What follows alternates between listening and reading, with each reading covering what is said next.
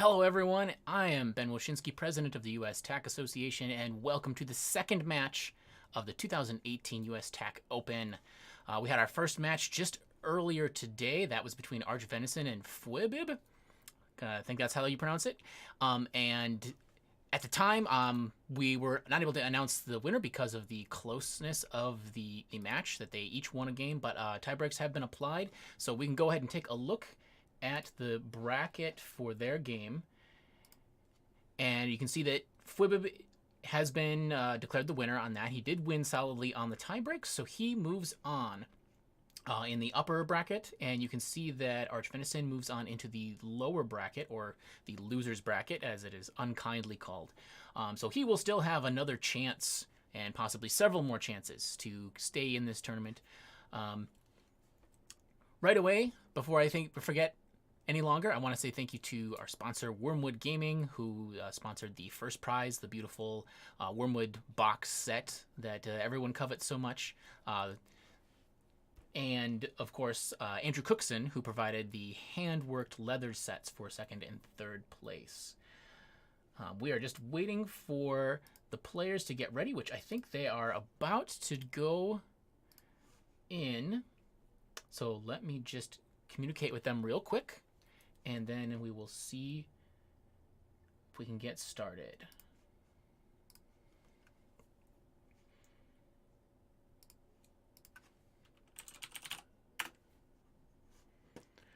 Players have not gotten into the game just yet.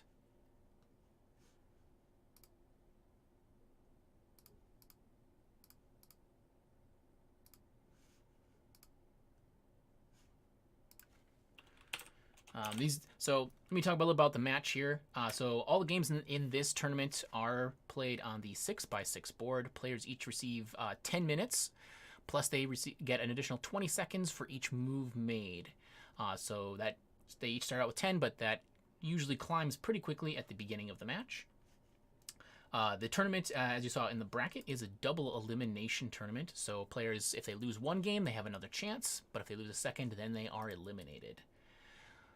So players are setting up the game. The match tonight, is between Answa and rabbitboy84. rabbitboy, you may be familiar with, wrote the tax strategy guidebook, which is available. You can purchase it from Amazon, among other places. So he is known for having a highly strategic approach to the game. He's also publishes the TAC puzzles. If you visit the subreddit, TAC subreddit, posts the TAC puzzles each week. And all right, so players are getting into game.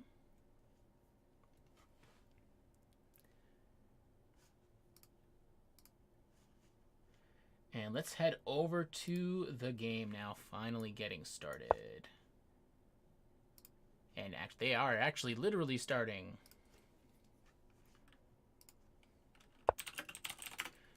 That's all right, great. So, interesting. Have a rather non-standard opening here with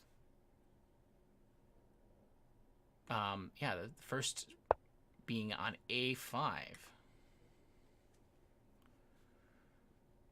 And then Rabbit Boy placed Answa over up on the corner, as usual, and so now Answa is basically building down the right side of the board. Rabbit Boy's heading him off, no problem there.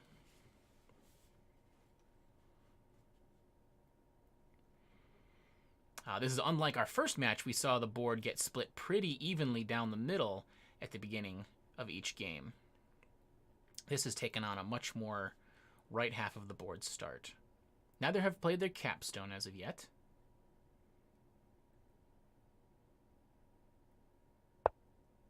And as I say that, of course, Rabbit Boy brings his capstone out on E4. Pretty good position here. He's just one square off the center 4. You can kind of look at like these 4 as the center. Oh, and Answa is committing hard on this right edge with the capstone right on the edge, and generally you don't want to get your capstone stuck there, and he has voluntarily placed it pinned in by Rabbit Boy's capstone.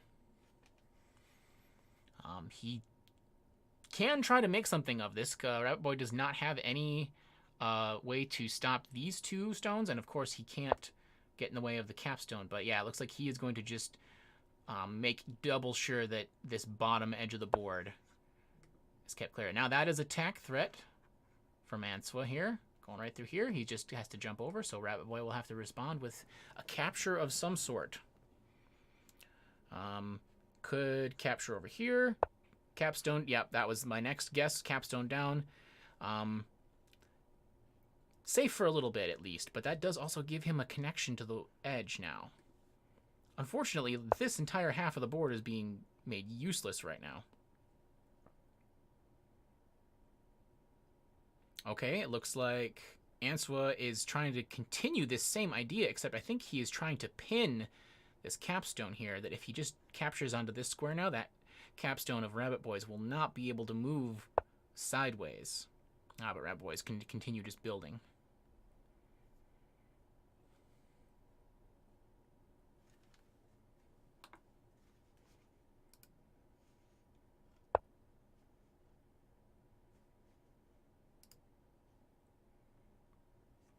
Okay, D4. So right now, Answa's got a pretty good position here. Despite having that capstone stuck over on the edge, if Rabbit Boy can move the action elsewhere on the board, that will, I think, really swing the momentum. Players both still up above 10 minutes, looking pretty equal on stones played as well. Answa does have two additional, well, just one additional now, so pretty equal.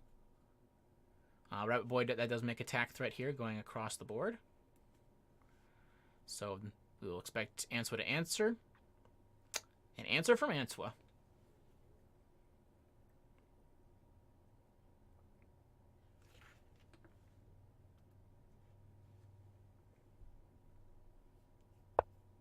And, oh, there we go. We got a wall. So that slows it down at least. I think Rabbit Boy still got some good options, even going like on B4 there.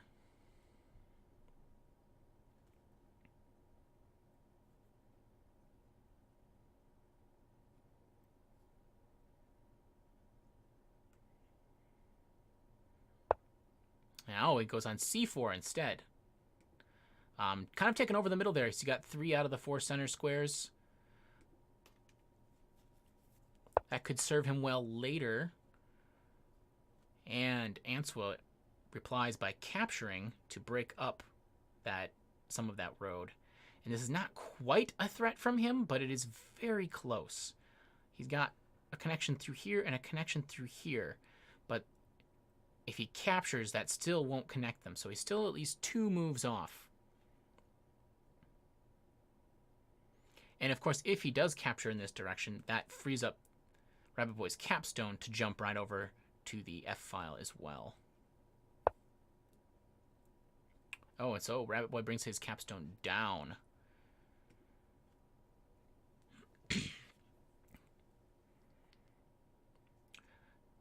He does seem to be doing well at being cautious about this this kind of edge crawl attempt here. Edge crawl like this, you know, basically committing everything along one side, is considered pretty strong in 5x5 board size. It loses some of that with the 6x6 size, though. There's just that extra move or two that it takes allows players to equalize quite a lot more before that can happen. So D2 here from Answa. Not entirely certain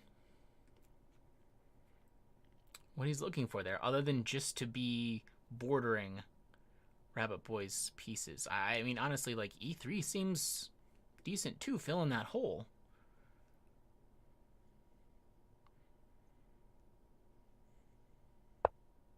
Yeah, I say that Rabbit Boy thinks that's a good square, so he takes that. And now that is reconnected him all the way across here. He does not have attack threat, but one more move here, and that will be quite a potent threat because this wall can't stop it on its own then.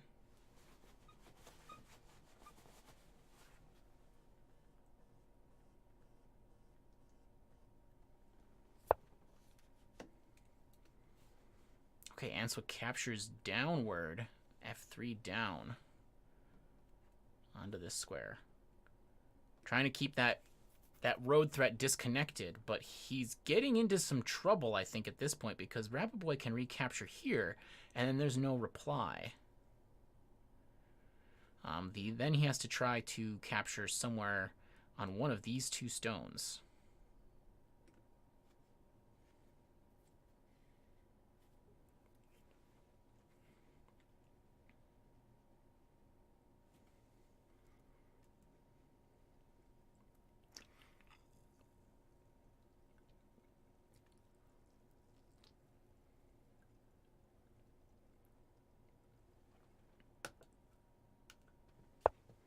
All right, and rabbitboy, oh, looks like he's changing direction a little bit. C5 up here, so maybe he's going to try to get a little bit of a vertical threat going.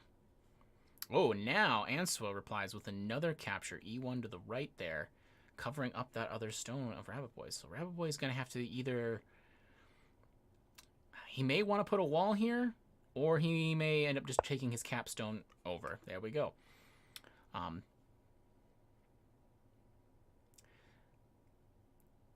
That is probably preferable. It doesn't close off this edge of the board. Adding your own wall can cause a problem for yourself as well as your opponent. So he's keeping his movement and options a little more open without the wall. This is a pretty open game. Oh, as I say that, these players are contradicting me here, but it's pretty open, I was going to say, with only one wall played here, but now a second one coming in. So we're getting a little bit more corralling things. Actually, that does not stop rabbitboy's threat. Looks like I didn't catch that immediately, and Answa acted too quickly. There is a connection possible right through here. And that will be the game. So all we have to wait for is rabbitboy to take that win.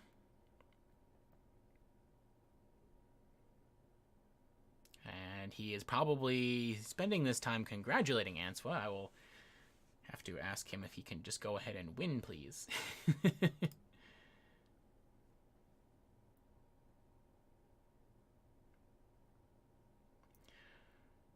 All right, so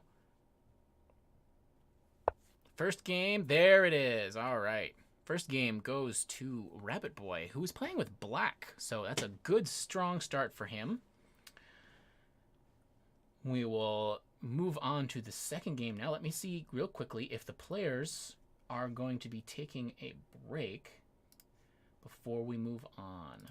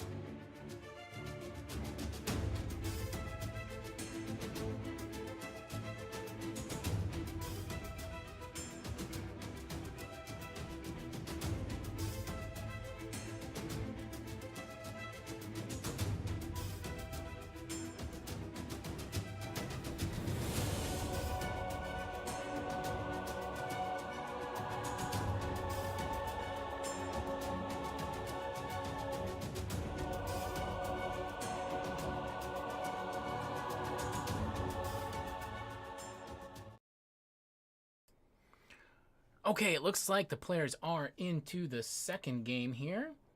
Just let them know they can go ahead and start. And then we will be off with game 2.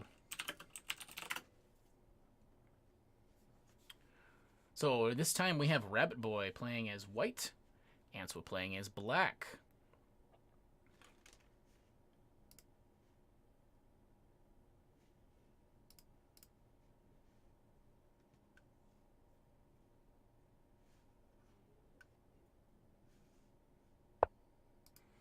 And there we are off. Rabbit Boy places the first piece, the first black piece for Answa over on A1, and then he replies with adjacent corners. Rather, not opposite, adjacent corners.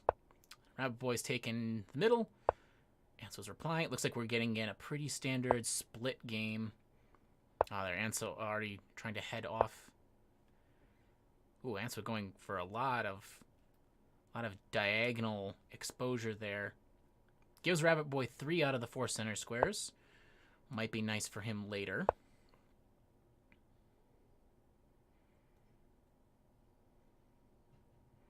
In this arrangement, we might see capstones coming in either on C5.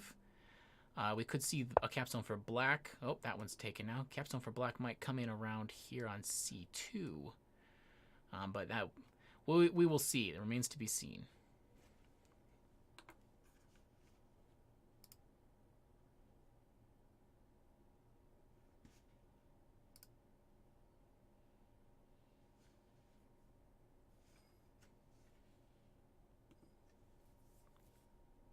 Bit of thought here from Rabbit Boy.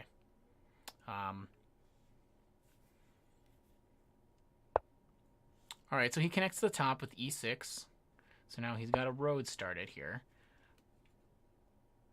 This is not the strongest start for white, however.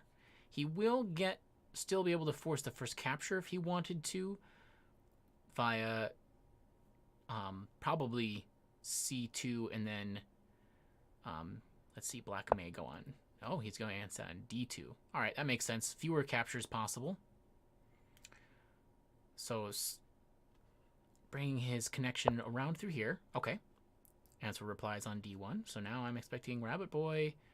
Ooh. This is going to be tricky. He could go on C1. I'm thinking is a pretty good one. It allows a double connection. So his connection would come down as a capture here, or if there's a piece on this square, he could place on this position.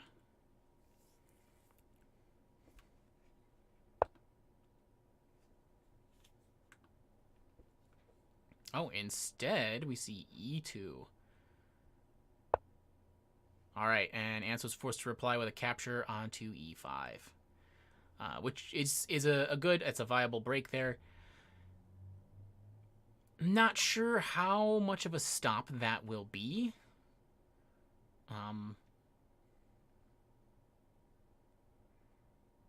Depends on what Rabbit Boy is thinking here. Oh, brings his capstone in on D5. All right,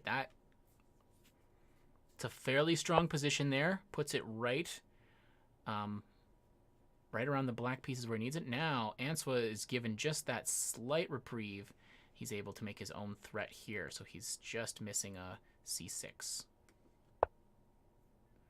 And Rabbit Boy captures over, which will break that up for mover 2.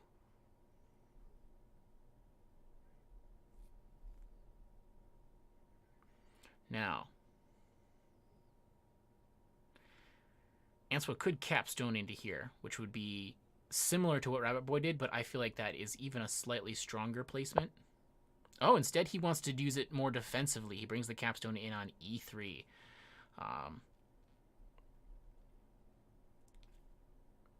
That does allow him a lot of access to these pieces of the road from Rabbit Boy.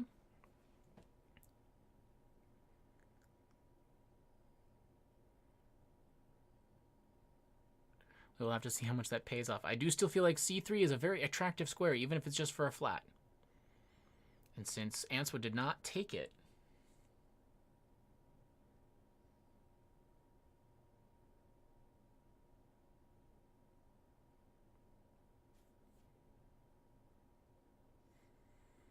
I see we've got some some backseat commentary happening in the chat.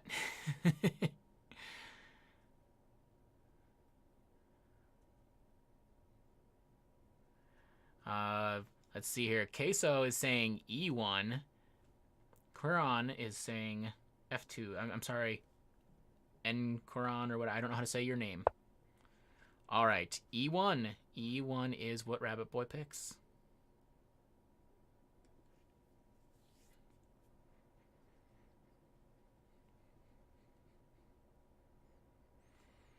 In this position, well, let's see. A capture over doesn't really work. A capture D1 up is okay. Capture the capstone down kind of works. All right, yeah, so he goes with the capture upward. Yeah, the capstone down does very similar thing there, but you're moving your capstone in the wrong direction, away from the center.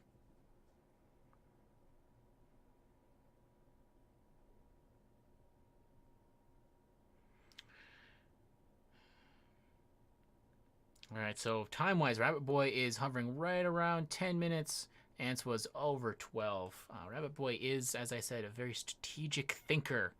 Likes to take his time and calculate his moves. That's great when you've got a lot of time, but if he gets low, he's going to have to fight against that tendency.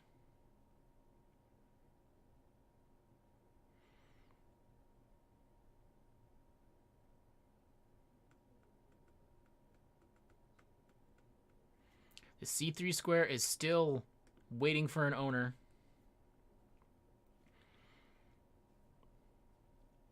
And not only do you then get part of the center.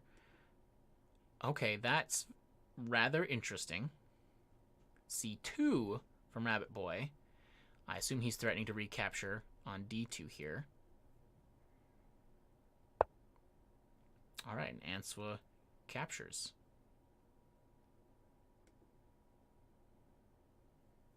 Not totally sure what the reply at this point is. It may be C3 now and just force, or not force, but hopefully win the capture war when these 4 squares all come into the center.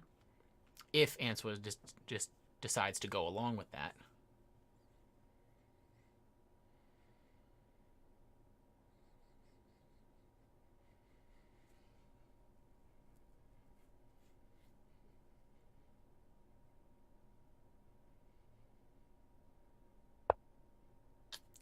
And a wall from Rabbit Boy on B2.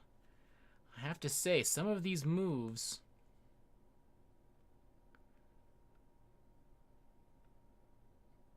I am not completely understanding. It seems a little bit defensive. All right, so D2 up, capturing some more of these white flats away. And that's seems all right. It's not as good as getting a flat out yourself. But with the capstone here protecting that, you could always capture on top of there with it. There's little risk. Excuse me, a little risk of losing those captives that are being sucked up there by Answa. All right, Rabbit Boy places on D2, replacing the one he lost before. And now there, Answa finally takes C3. At long last, it has an owner. And that does give him a nice clean path through the middle there. It's not without threat against it, so I don't expect it to give him a win, but it's the first, well, no, I think that's the second time he's even gotten close to a road threat. And actually, don't discount, but that also connects him horizontally. So he could place either of these locations to make a threat as well. Okay, Rabbit Boy going on D6. He is playing very, very arm's length out ahead. Okay. B4 minus. Not sure about that move, but I mean, it does make the position look pretty good everywhere. You know, in the upper left part of the board here, that all looks nice.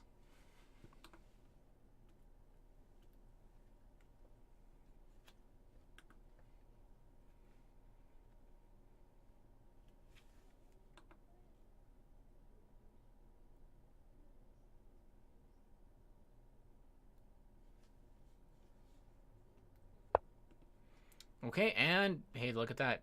Answa replies, or no, sorry, Rabbit Boy replies by capturing that stack with his wall. So there's something that wall is good for. And now that... Okay, Answa places on C1. I think the reply here has got to be to jump this across here, recapturing all of the captives underneath here. And what I said before about this cap being able here to protect it no longer holds true because of this pin coming right through here. This capstone cannot move without giving up a road.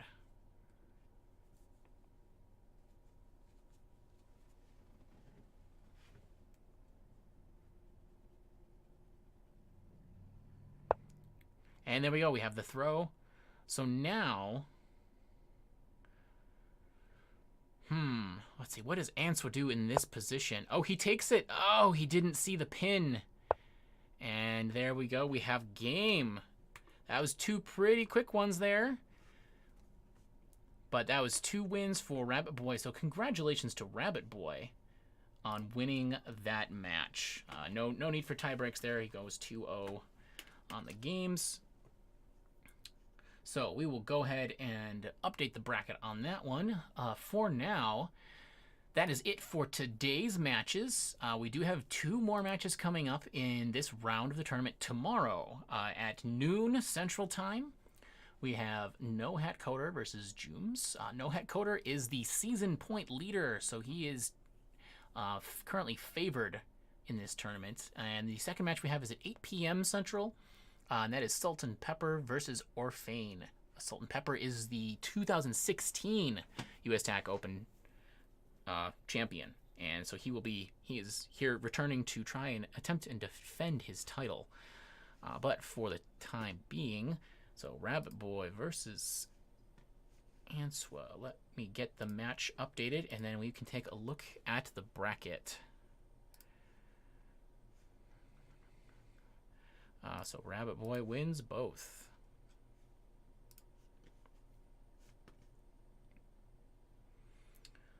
Okay. This bracket is... Oh, I apologize. The bracket did not update for me. But even so, take a look here. We can see, so Rabbit Boy will be moving on in the winner's bracket up above. And then Answa will be moving on to the currently empty match of the loser's bracket. So he will not be playing against Arch Venison down there. So we do not know who any of the matchups for the second round are yet, but we will find out after our 2 matches tomorrow. And with that, that pretty much wraps up the matches for today. So thank you so much, everyone, for watching. Really appreciate it. If you want to find out more about TAC or the US TAC Association and our events, you can find us at ustac.org. Lots of information on there. And lots of links to where you can find the rest of the community, either on Reddit or on our Discord chat. So until tomorrow, thanks everybody for watching.